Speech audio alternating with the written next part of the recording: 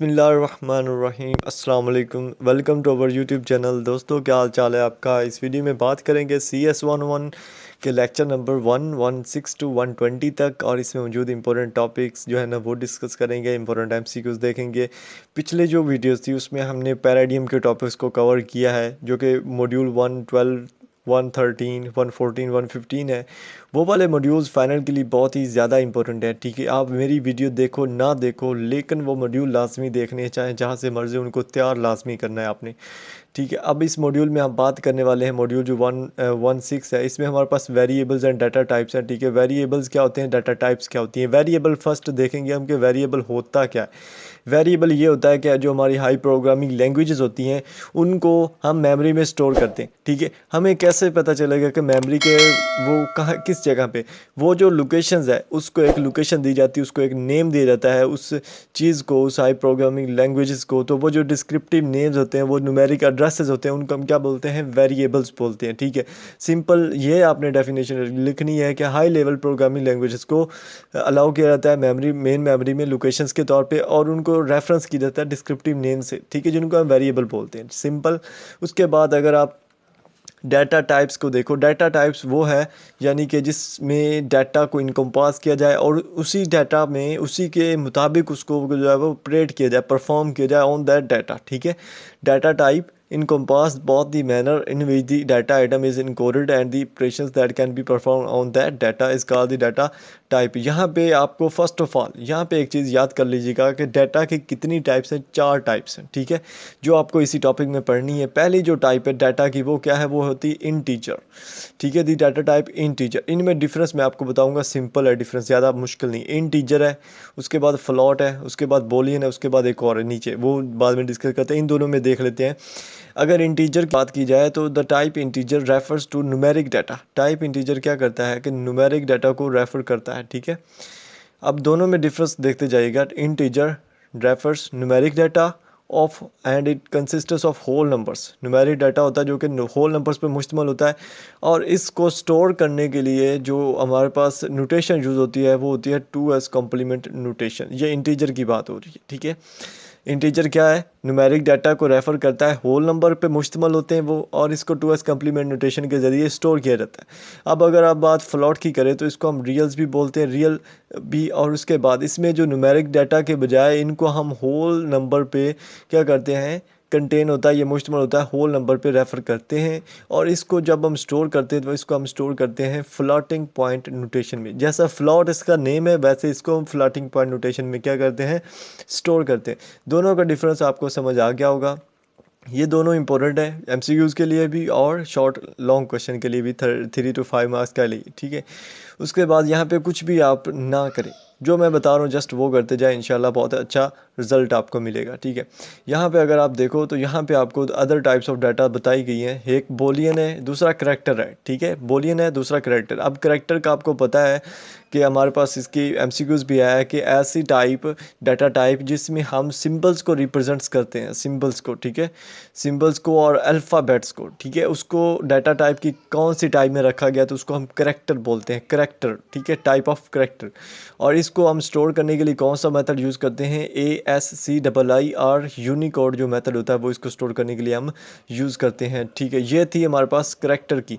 अब हम बोलियन की देखते हैं। ठीक है, बोलियन, बोलियन क्या होता है, यह पहला MCQ बहुत ही ज़्यादा इंपॉर्टेंट। यहाँ पे पहली लाइन पे है कि the type of data refers to data types that can take only the values true और false are called Boolean data type. ठीक है, बोलियन ऐसी डाटा टाइप है जिसमें 2 वैल्यूज आपको मिलेंगी, एक ट्रू या फॉल्स।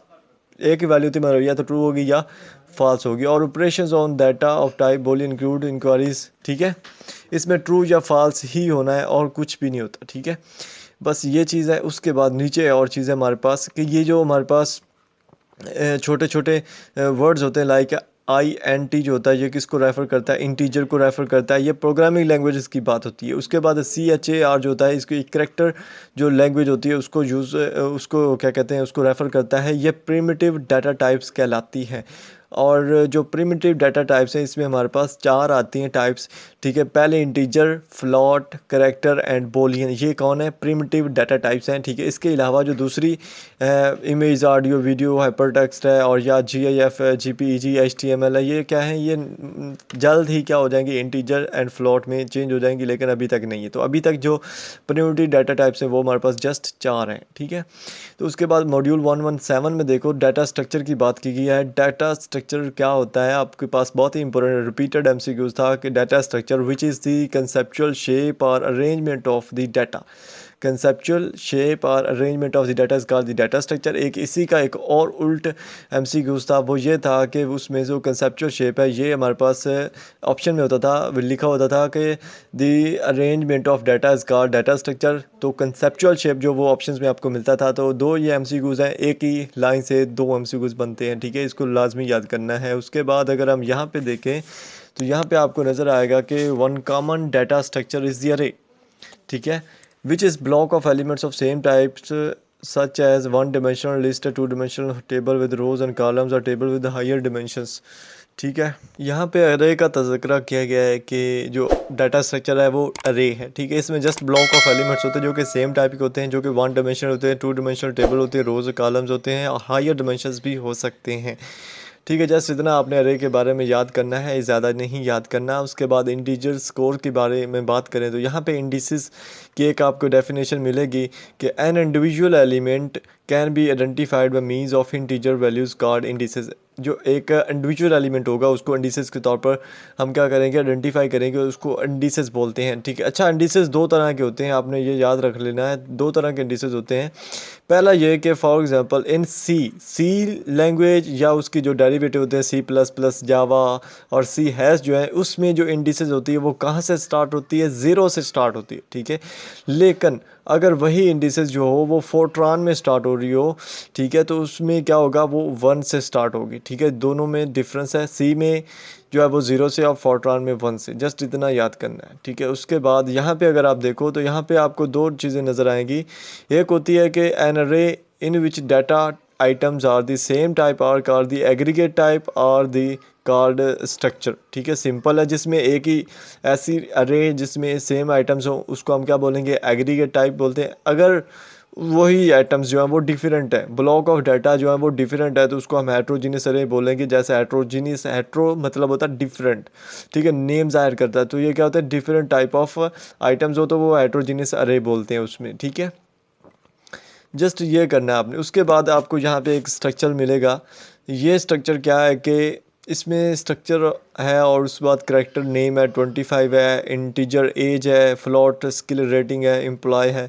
ये आपने याद कर लेना है। अच्छा, इसको आपने लाजमी याद करना है 3 मार्क्स के क्वेश्चन के लिए। ये आपसे क्वेश्चन किस तरह पूछेंगे, ये आपको पूछेंगे कि जो हमारे पास कंसेप्चुअल लेआउट स्ट्रक्चर है, एक तो ये है ना, the conceptual layout of structure of employ, एक ये है। एक ये ऐसा सवाल होगा कि मतलब लिखें एम्प्लॉय के बारे में, जो है ना वो आपने क्या करना है, सी के लैंग्वेज में लिखना है, सी की स्टेटमेंट में लिखना है। यहाँ पे जैसे आपको लिखा हो इन दी सी स्टेटमेंट।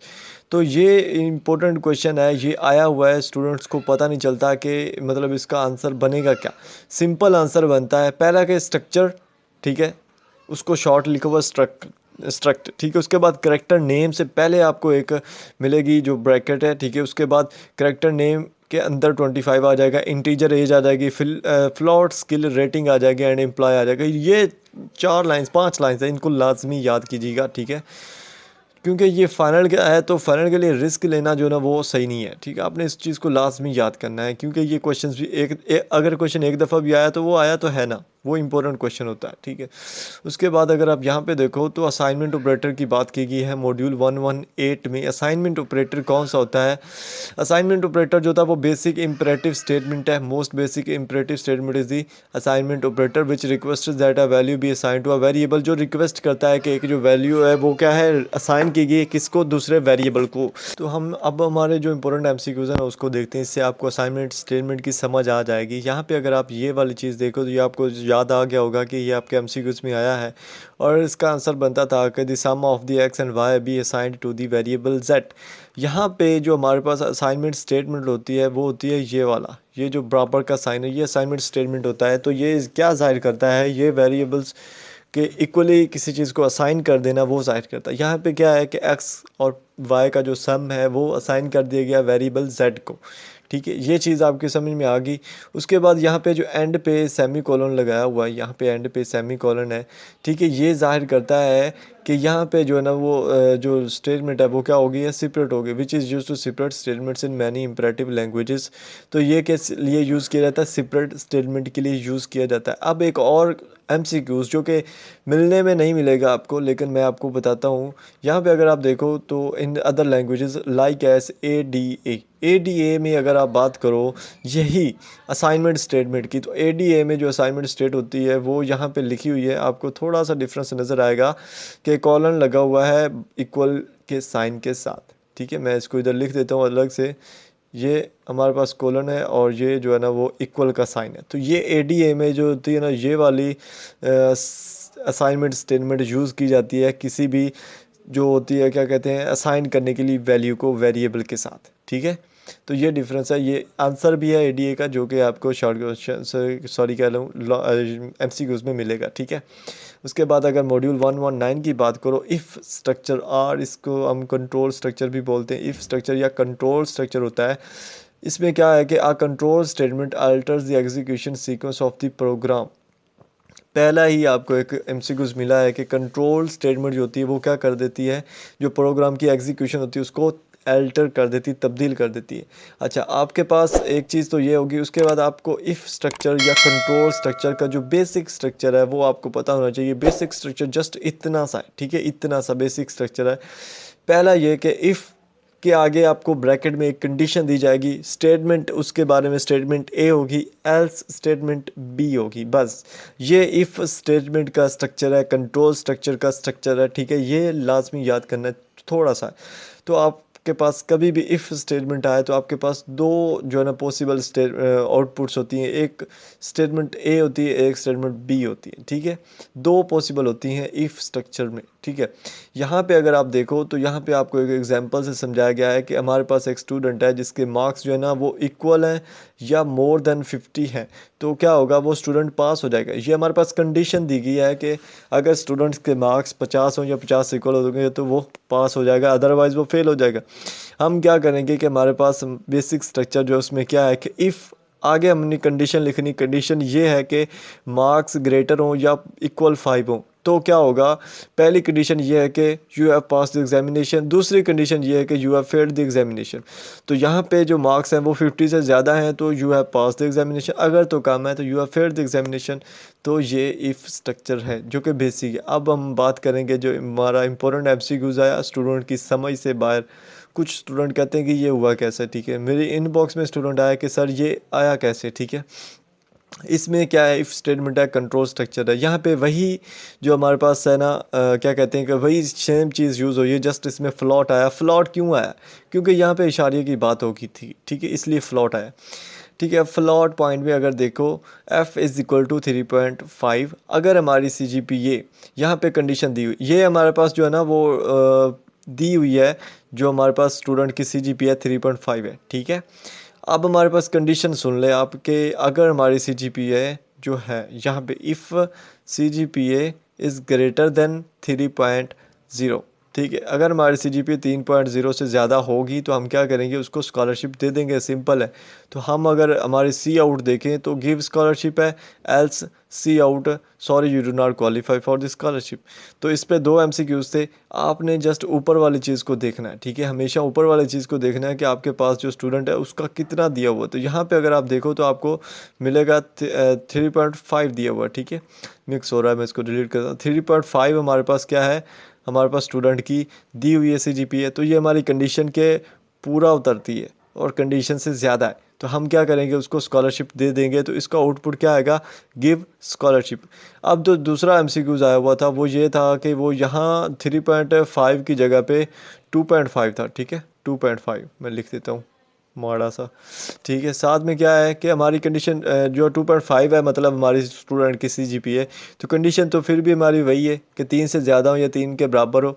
तो ये क्या है, 3 से कम है तो हम क्या कहेंगे उसके कि sorry you do not qualify for this scholarship. तो ये इसका जो आउटपुट आएगा। अच्छा, अब सी आउट क्या होता है, यहाँ पे आपको एक चीज़ मैं और बता देता हूँ, 2 एमसीक्यूज़ होंगे, तीसरा एमसीक्यूज़ मैं आपको कवर करा देता हूँ कि सी लैंग्वेज जो होती है, सी लैंग्वेज उसमें आउटपुट के लिए कौन सा चीज़ यूज़ की जाती है तो और कौन सा साइन है उसका। तो सी आउट के लिए जो साइन है वो मैं आपको हाईलाइट कर देता हूँ इधर, वो आपको नज़र आ रहा होगा सी आउट, ठीक है, ये इतना, ठीक है, सी आउट और साथ में ये जो साइन है 2, ये क्या होता है, सी लैंग्वेज में आउटपुट के लिए साइन यूज़ किया जाता है। ये भी एमसीक्यू था जो कि आपका यहाँ पे कवर हो जाता है। तो यहाँ पे ये जो 120 मॉड्यूल्स हैं ये कवर हो जाते हैं इंशाल्लाह। नेक्स्ट जितनी जल्दी आप अच्छा रिस्पांस दोगे उतनी जल्दी ज़्यादा वीडियोस बनेगी, जल्दी जल्दी बनेगी। तो अभी तक चैनल सब्सक्राइब नहीं किया तो काइंडली कर दें, क्योंकि नेक्स्ट सेमेस्टर में हम तो होना नहीं। और लिंक जो होता है ना वो लाइक करना, वो भी हमारे लिए इंस्पायरेशन होता है आपके लिए, हमारे लिए, ठीक है। तो लास्ट में किया करें। मिलेंगे नेक्स्ट वीडियो में। अल्लाह हाफिज़।